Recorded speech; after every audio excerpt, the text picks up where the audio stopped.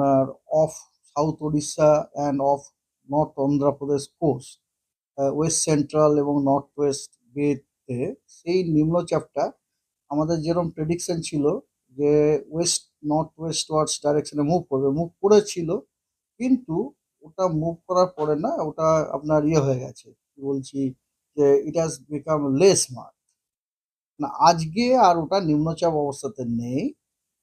কিন্তু ও মানে ওর যে আপনার কি বলে লেফট আউট যে সাইক্লোনিক সার্কুলেশনটা, চক্রবাত ঘূর্ণাবর্তটা আছে, চক্রবাত ঘূর্ণাবর্তটা বর্তমানে রয়েছে আপনার এতে, ওই কি বলে ছত্তিশগড় এরিয়াতে রয়েছে আর কি।